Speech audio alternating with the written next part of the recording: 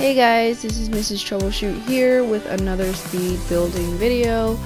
This house took me about 4 to 5 hours to build in real time, so I'll have this video and then hopefully the furnishing video will be up later on today. I would like to add that there's going to be a noticeable lack of commentary in this video, only because I'm pretty new at this and I don't really know what else to say while recording, so I'm just gonna add notes where I can, but I'm just saying in advance, don't expect there to be a ton of commentary.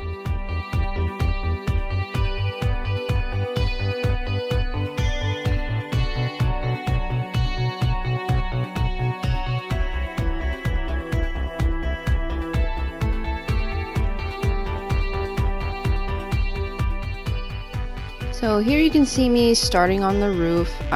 You're not going to see me create the tree going through the roof if you've seen the screenshots in this tutorial, but for my furnishing tutorial of this build, I'll show you how I put the tree through the roof.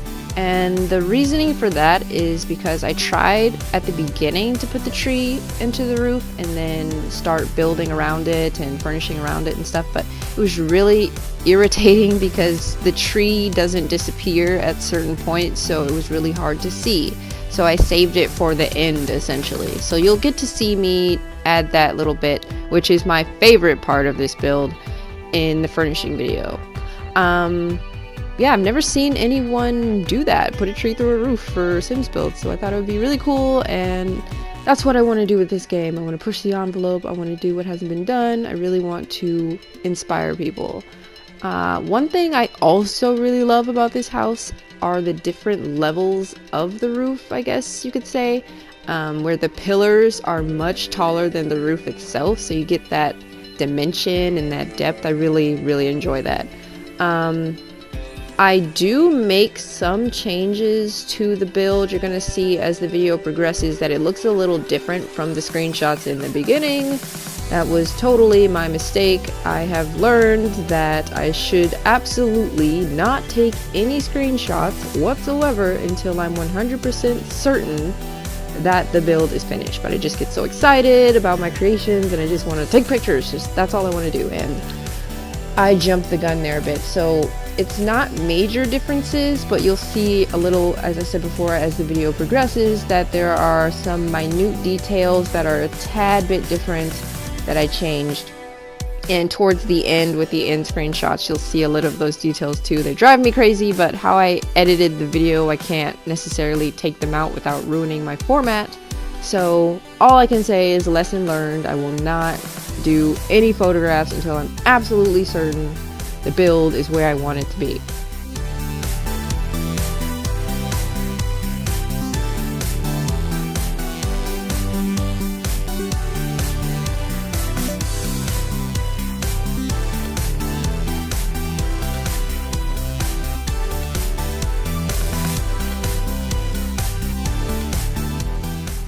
So I've just made the building way too wide and there's open space between the window and the door, and I don't want that, so I made the building even narrower, and I love it. I love that it's narrow, I love that it's tiny, I love tiny houses, and I felt like it really worked for the design I was going for.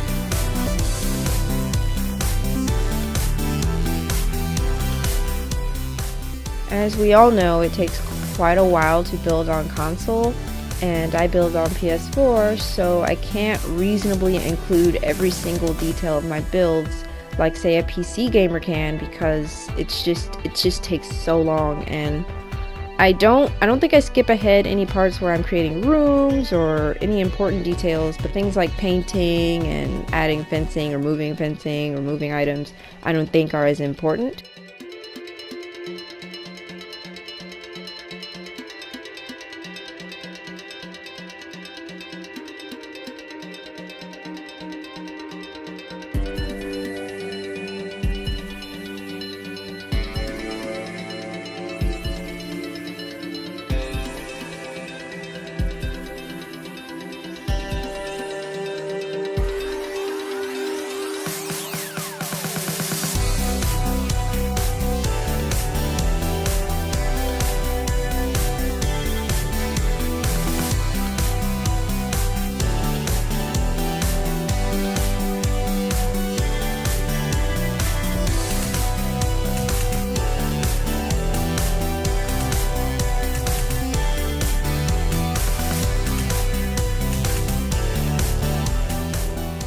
So here I think is where I'll include a photo of the inspiration behind this build, because this is the section where we can see the key differences between my build and the inspired photo.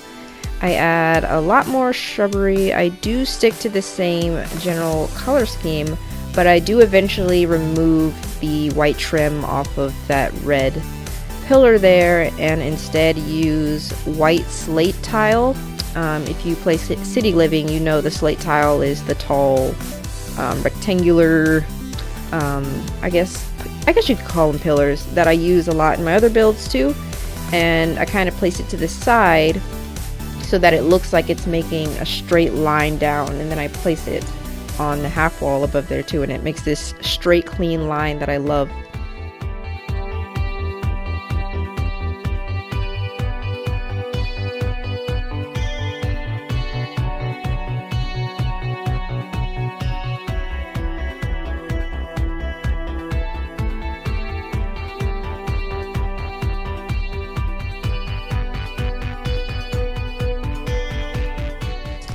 Also, another quick note here, the landscaping does change from video to video because, again, I made a decision to do something after I had already recorded it. So in the furnished build, it is going to be way different.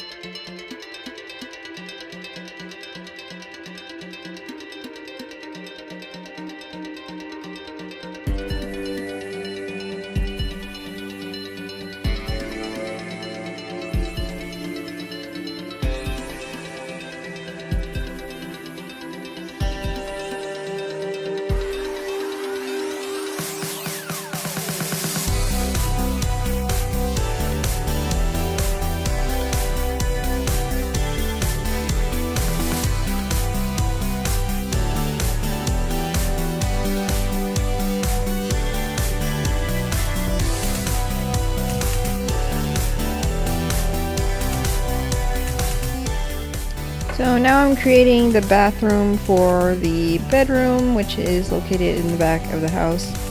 Actually, that wouldn't be the back, that would be the side, wouldn't it? So the other side of the house has the dining room, living room, kitchen, and the computer area.